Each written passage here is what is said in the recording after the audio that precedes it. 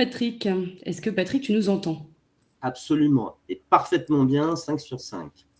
Oh, éclair. Et Parfait. idem pour nous. Oui. Eh ben, bonjour Sophie. Bonjour Bruno. Bonjour, monsieur Lam. Voilà. Alors, bonsoir. Salut Patrick. Patrick Grimbert. On va peut-être commencer d'abord par un petit portrait. Maintenant, tu as entendu le dispositif avec le candidat précédent, donc tu es quelque peu habitué. On commence avec un petit... Oui.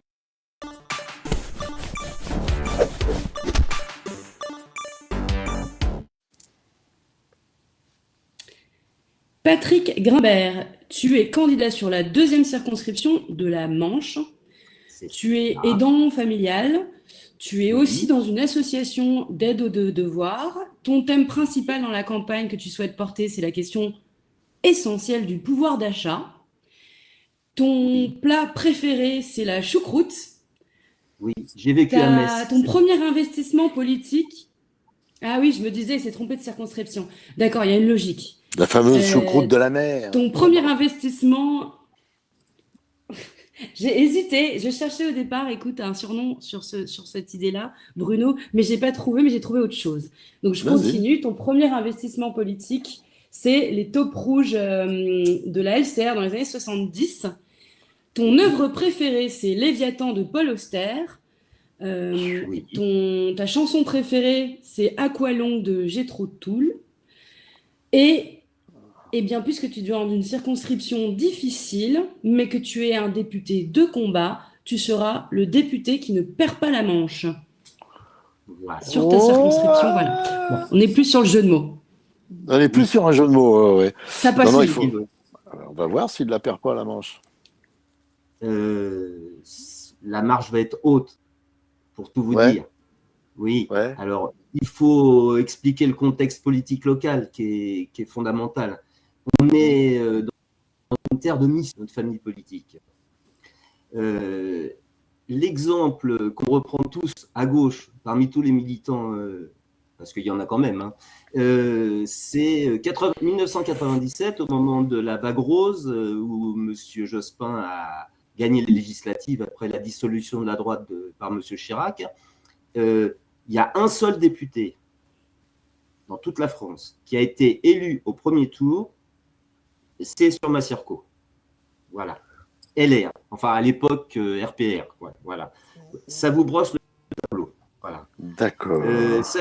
J'ai déjà été candidat, moi, ici en 2017. C'est mon deuxième essai. Donc, on va essayer de le transformer. On va même tout faire pour le transformer.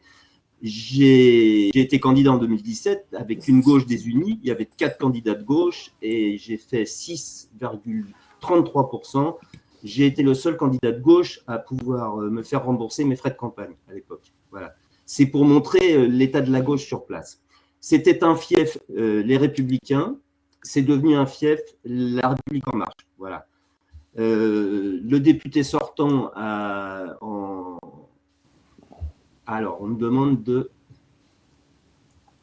Quoi ? On me demande quelque chose. Non, t'inquiète pas, on a un petit invité surprise.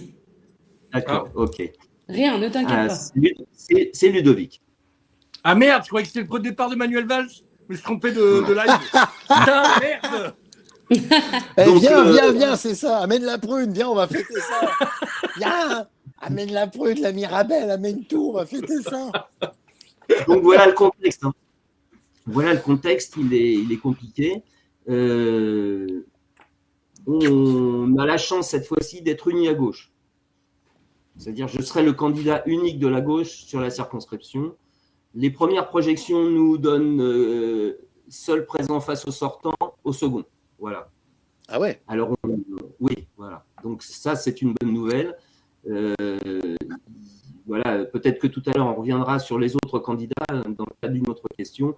Mais voilà, je vous ai brossé un peu le tableau. C'est une terre de mission. Oui. On a de gros espoirs. En tout cas, on est en train de construire quelque chose ici d'exceptionnel. Il est clair que si effectivement on passe le cap du premier tour, ce dont je ne doute pas maintenant, j'en ai l'intime conviction, c'est que ce sera historique sur la Circo, ça n'est jamais arrivé. Jamais. Voilà.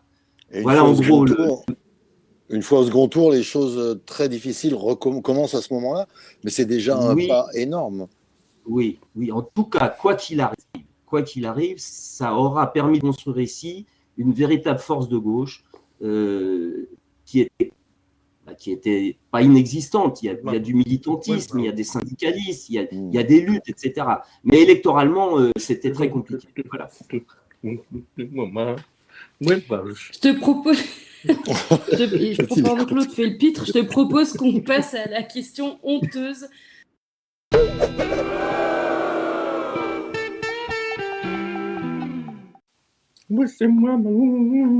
Est-ce que tu te souviens de ce que tu as mis, Patrick?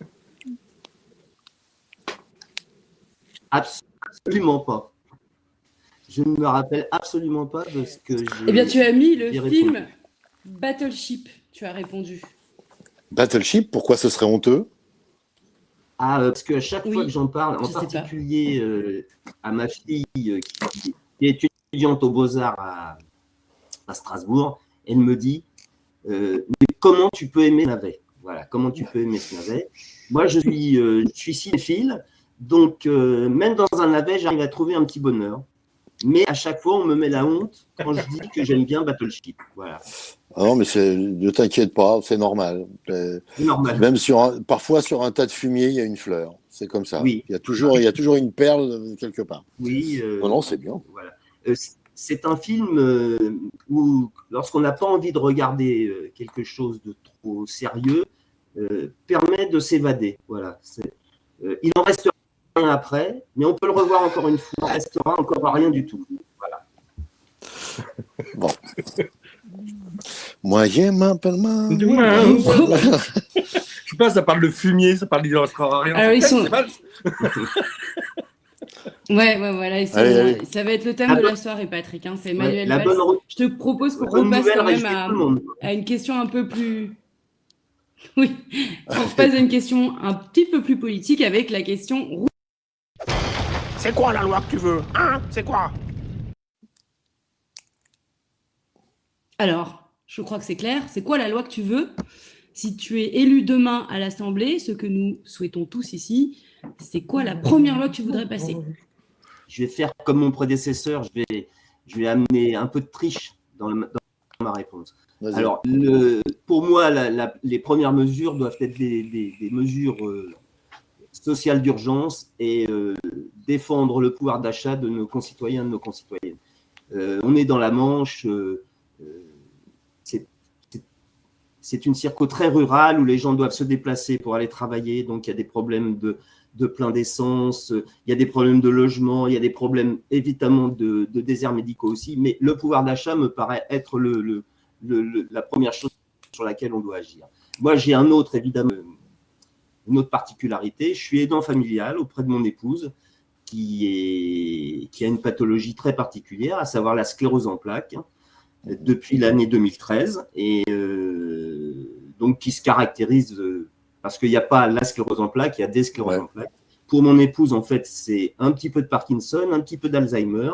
Je précise par ailleurs qu'elle est encore jeune, elle a 56 ans, et voilà, donc la charge mentale quotidienne, elle est là. Et je pense que agir effectivement pour favoriser la vie des personnes handicapées sera aussi une charge pour moi, une responsabilité, en tout cas un intérêt particulier lorsque je serai élu. J'ai été confronté à une question difficile de personnes en faisant les marchés qui m'ont dit « mais vous ne serez pas disponible en tant que député puisque vous êtes aidant familial ». Et donc j'ai répondu de manière un peu verte, je le reconnais, mais j'ai dit il faut arrêter avec la société validiste. J'imagine aisément qu'il y a d'autres élus sur le plan national, quels qu'ils soient, maires, conseillers généraux, etc., qui sont dans des situations des fois de difficultés avec leurs proches, et ben on trouve des solutions. Donc moi j'ai répondu très clairement, lorsque je serai élu, ben, je recruterai quelqu'un pour s'occuper de ma chère et tendre épouse lorsque je serai à l'Assemblée nationale, tout simplement. C'est une question d'organisation et de logistique, pas plus. Ouais, c'est un beau combat. On pourrait aussi prévoir des revenus décents pour les aidants familiaux, quoi. Alors, moi, je suis retraité, donc j'ai ma retraite. Moi, j'ai ma retraite maintenant, mais tout début où j'ai arrêté mon activité professionnelle pour prendre ce pause, j'avais rien. j'avais rien. J'étais en plus gérant d'une SCOP, donc j'ai pas eu de chômage, donc je n'avais aucun revenu. Et en tant qu'aidant familial, le maximum que nous touchons, c'est 350 € par mois. Voilà. C'est Donc, pas beaucoup. Non, c'est le maximum. Voilà. Bon, c'est écoute, le c'est maximum. noté. C'est pas l'Assemblée. Hein. Non, c'est noté. On a eu, c'est quelque chose qui toucherait aussi Caroline Fiat, parce que tout ce qui touche à la santé la touche, et tout ce qui touche aussi à la dépendance des personnes en situation de handicap, même si la sclérose en plaques est pas, c'est considéré comme un handicap maintenant, la sclérose, parce que avant c'était juste une maladie. Hein. Non, elle est reconnue comme handicapée, pensionnée par la CPA. Voilà. D'accord, il y a des. Ça a été une longue affaire. Hein. Voilà. Bon, non, mais c'est un combat qui est toujours mené par les gens qui sont touchés, et quand on est à l'extérieur de ça, on a l'impression que la question qu'on te pose sur le marché, c'est comment vous allez faire, elle prouve que les gens n'ont pas fait encore le chemin vers c'est qu'une question d'organisation. Une personne en situation de handicap, elle n'est pas handicapée, elle est en situation de handicap. Ce qui la rend handicapée, c'est la société qui lui donne pas accès. Donc il faut libérer ouais, mais c'est un long combat que des gens comme toi doivent mener. Voilà, je trouve que c'est vraiment bien. Moi, je pense que je suis assez fier de le mener. Voilà. Tu as raison, tu peux l'être. Allez, on va mettre des tartes maintenant. On repart un petit peu sur ta circonscription avec la question.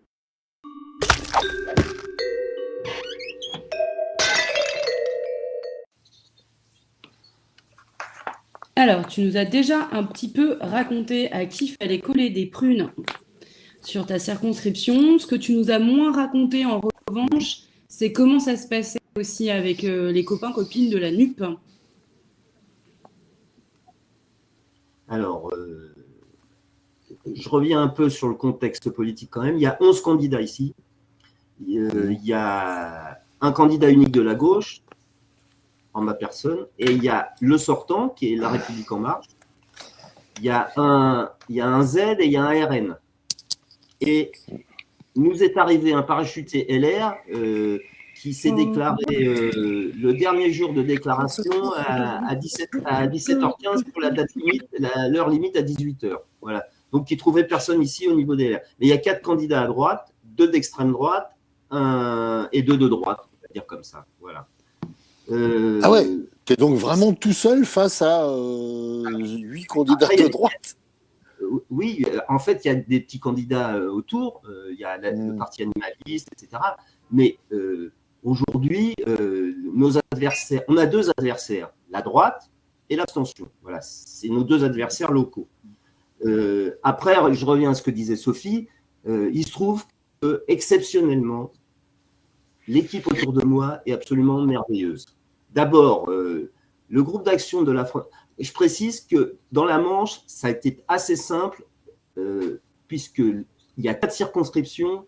Chaque mouvement de la NUPES, signataire des accords nationaux, a eu une circo, une PS, une Europe Écologie Les Verts, une PC, et nous, la deuxième, LFI. Donc, aujourd'hui, je peux compter sur à peu près 35 personnes dans l'équipe de campagne. Un local. Ça fait autant d'électeurs que Valls. Un local. Alors, excusez-nous, monsieur. Monsieur, il faut nous laisser, vous savez, parce que voilà, Valls, ça y est, on l'a enterré. On est allé à l'enterrement, là. C'est fini, monsieur. Vous aviez un vestiaire, on va pouvoir accompagner. Est-ce que quelqu'un a le clip qu'on pourrait diffuser à la fin de Manuel Valls? Moi, il m'appelle Manuel Valls. J'aimerais bien l'entendre. J'ai une question de protocole, si c'est aux gens qui nous regardent, parce que c'est assez important quand même. Je ne sais pas s'il faut envoyer une couronne de fleurs ou 10 mètres cubes de béton pour être sûr qu'ils ne reviennent pas. Je ne sais pas trop. Il faut au moins lui couper la tête quand même. Mais il va revenir. Donc, une belle équipe sur la deuxième circonscription de la Manche. On est en capacité d'être sur le terrain, le porte-à-porte, le marché, les réunions publiques, et ça se passe super bien.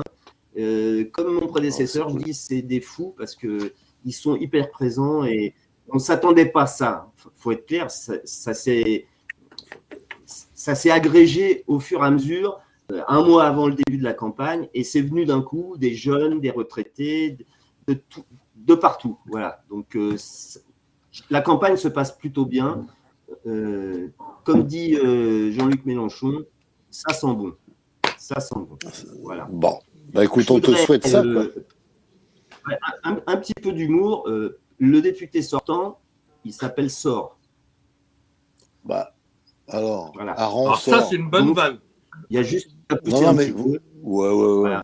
Et le militant qui a mis à disposition le local, puisque c'est un sympathisant qui nous prête un local, qui restera après la campagne, qui sera la maison de la gauche à Avranches, en l'occurrence. Il s'appelle Monsieur Gagnon. Ah ben. Sort et Gagnon, c'est deux signes pour nous fondamentaux. On va y arriver. On va y arriver. Allez, on va y croire. Non, mais il faut croire à ça, ouais. Il faut y croire jusqu'à la fin. Sophie, Alors, on vous passe êtes à là la question. Bourbon, ça vous va? Oui. Mince, mais il y a toujours un décalage, c'est chiant ça. Voilà, je passe à la question Bourbon et je vous coupe la parole.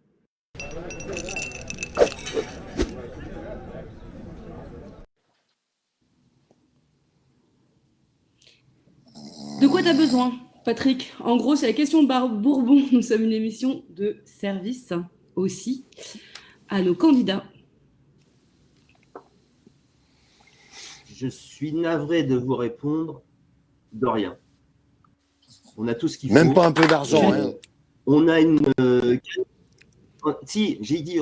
Alors, de pas grand-chose. On a une cagnotte Litchi qui existe. On a choisi de ne pas faire d'emprunt, de faire une campagne la plus humble possible en termes de financement. On a une cagnotte Litchi, donc il n'y a pas de souci. Ceux qui souhaitent faire un petit don, il n'y a pas de problème. Comment dire? Pour le reste, les militants sont là, hein, je l'ai dit auparavant, donc en termes d'aide humaine, que ceux et celles qui auront vu l'émission ce soir souhaitent nous rejoindre.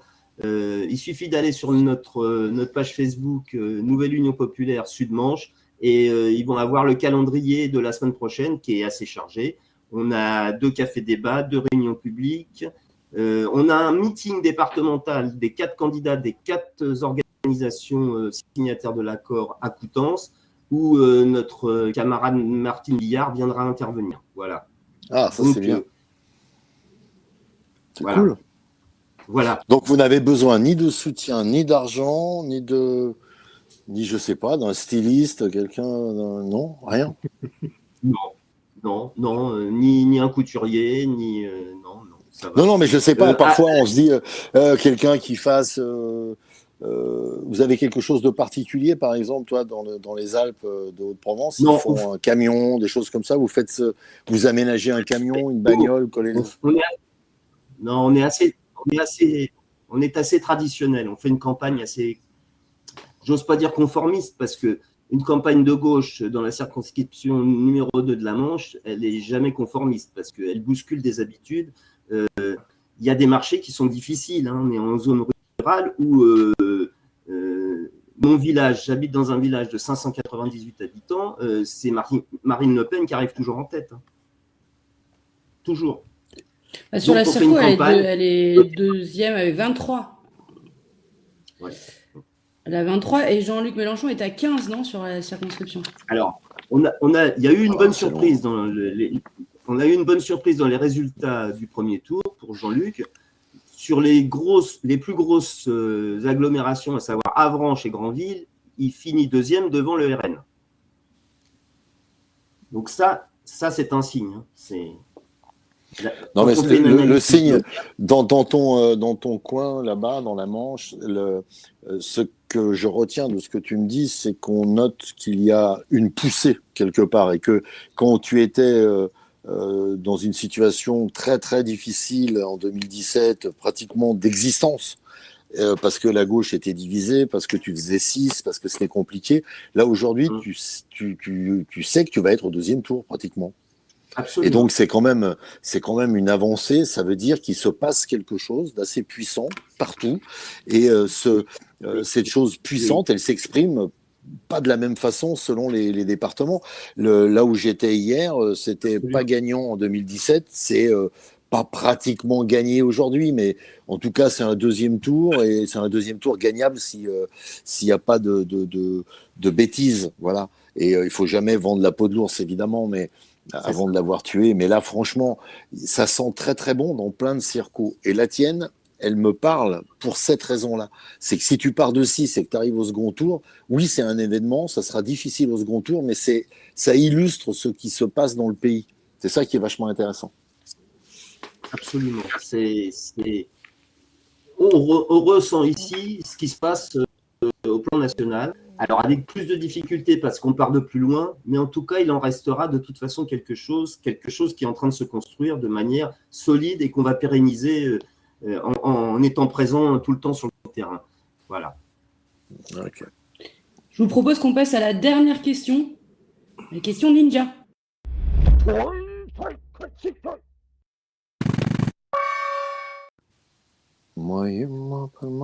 Alors, c'est quoi ta technique pour aller convaincre les électeurs? J'ai pas entendu le début. Ah, ta technique pour aller convaincre les électeurs, c'est quoi? Tu as donné une réponse dans le formulaire si tu t'en souviens pas. Non, je m'en souviens pas. Désolé. Hein. Tu as dit que c'était l'implication. Il n'y a pas de mauvaise réponse et puis tu peux en changer entre le formulaire et puis ce soir. Oui. Donc les méthodes sont différentes. Ouais, le contexte ici étant qu'il est, je l'ai suffisamment développé auparavant, c'est que il faut s'impliquer et aller sur le terrain. Ici, on s'est aperçu, mais c'est dans beaucoup de circos pareil, le porte-à-porte, ça paye beaucoup, les marchés payent beaucoup ici. On voit bien que si on va, qu'on discute avec eux, qu'on débat avec eux, on arrive à quelque chose. Donc, il faut s'impliquer fortement, avoir la conviction d'aller les voir, de discuter avec eux. Il y a plein de gens qui ont plein de soucis dans la Manche. Hein. C'est un milieu rural, mais ce n'est pas un milieu rural. C'est des petites fermes, c'est des petits éleveurs. Bon, évidemment, ils sont souvent attirés par la force obscure de le côté noir de la force, mais il faut aller les chercher. Moi, je pense que j'allais dire, on est en milieu rural, donc il faut labourer pour récolter. Je prête là-dessus. C'est une belle phrase. Très bonne conclusion. Merci beaucoup, Patrick. Merci à vous, en tout cas. Merci, Patrick. Merci. Et puis, bon courage à tout le monde et puis bonne fin de campagne à tout le monde. Voilà. Bonne fin de campagne à toi, Patrick. Bye. Patrick. Merci d'être passé. Ciao.